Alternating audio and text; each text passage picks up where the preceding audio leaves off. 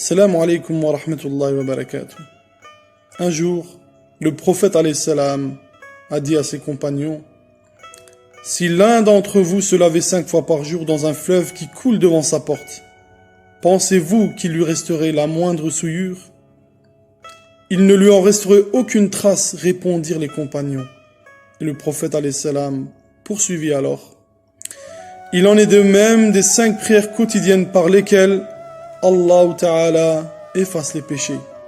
Et il dit aussi: les 5 prières sont comparables à un fleuve qui coule en abondance à votre porte et dans lequel vous vous lavez 5 fois par jour. Chers frères et sœurs, nous allons aborder dans cette vidéo l'importance de la prière, qui est un ordre d'Allah subhanahu wa ta'ala, celui qui nous a créés, qui nous a donné la vie, la santé et nous a octroyé ses bienfaits dans ce monde. A'udhu billahi minash shaitanir rajim, bismillahir rahmanir rahim. Alhamdulillahi rabbil alamin, wassalatu wassalamu ala rasulina Muhammadin wa ala alihi wa sahbihi ajma'in. Chers croyants, en islam, la prière est le second acte de foi en importance après les 2 témoignages, c'est-à-dire la shahada.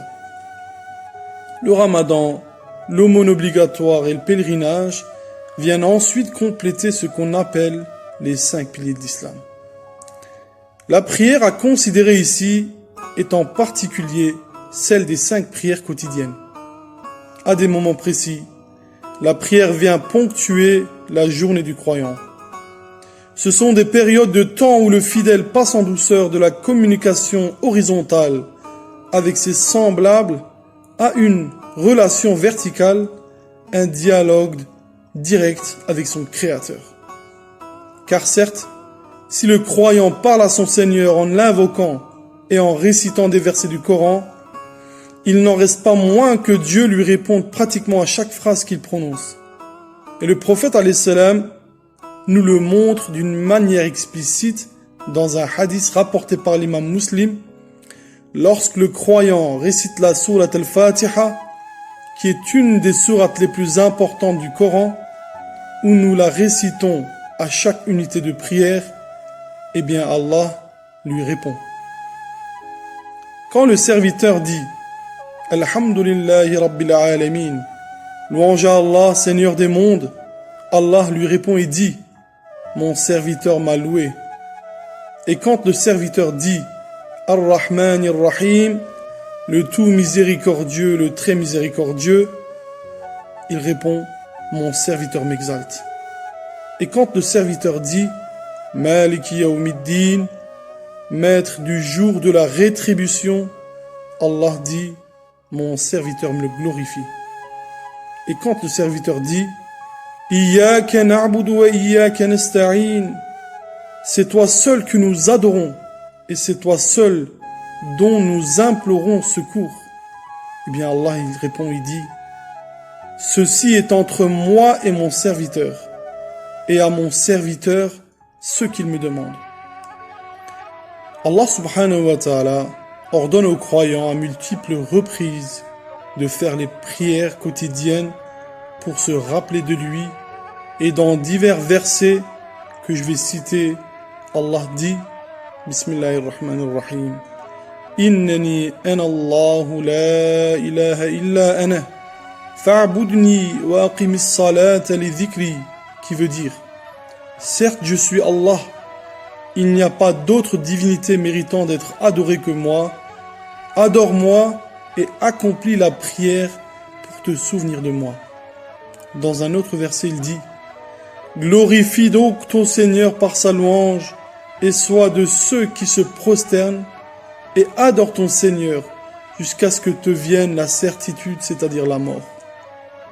Invoquez votre Seigneur en toute humilité et recueillement et avec discrétion. Et il dit aussi récite ce qui t'a révélé du livre et accomplis la salat, la prière. En vérité, la prière préserve de la turpitude et du blâmable. Le rappel de Dieu est certes ce qu'il y a de plus grand, et Dieu sait ce que vous faites. Sois reconnaissant à Dieu, Car quiconque est reconnaissant, ne reconnaissant que pour soi-même. Quant à celui qui est ingrat, en vérité, Dieu se dispense de tout et il est digne de louange. Et dans un verset, il dit « Ô vous qui croyez, évoquez Dieu d'une façon abondante et glorifiez-le. » Chers croyants, la prière consiste essentiellement en 3 éléments. Le sentiment d'humilité devant la majesté de Dieu, la reconnaissance de cette supériorité, l'adoption par son corps et tous ses organes de la posture de respect nécessaire. La prière nous fait aimer Dieu, le respecter, et Allah aime ceux qui l'aiment. Quant au mérite physique, la prière éduque. La prière accomplie à heures régulières bien précises apprend aux musulmans la rigueur de la gestion de son temps et la ponctualité. Il s'autodiscipline et comprend que la journée est faite de divers temps d'activité. Il y a un temps pour tout, dont un pour la prière. S'il fait la prière à la mosquée, il prend aussi l'habitude de se discipliner par rapport à un groupe. Il commence à se sentir membre de cette communauté. Son égoïsme diminue et sa patience envers les autres augmente. Le fait que tous les musulmans se tournent vers un même point, la Kaaba, renforce l'idée de fraternité et d'égalité entre les musulmans. Penser que tout le monde se tourne vers le même endroit, pour le même but et de la même façon, réchauffe les cœurs, nous rapproche malgré les différences ethniques ou raciales. On partage ces moments avec des millions d'autres personnes qui ont la même foi et la même opinion que soi. Nous avons l'immense privilège dans ce monde d'avoir le droit à 5 pauses par jour, 5 moments de détente où l'on se déconnecte du monde d'ici-bas. Durant la prière, le musulman doit se détendre, se laisser aller dans une forme de concentration et de méditation. Les moments de prière sont des moments privilégiés de recueillement et de ressourcement spirituel. La prière, c'est oublier pour un instant ce monde. Elle permet de mettre de l'ordre dans ses pensées. Nous avons tous des angoisses, des anxiétés et des peurs injustifiées qui n'existent que dans nos esprits. Allah le Très-Haut a fait que les 5 prières aient une grande place dans la religion.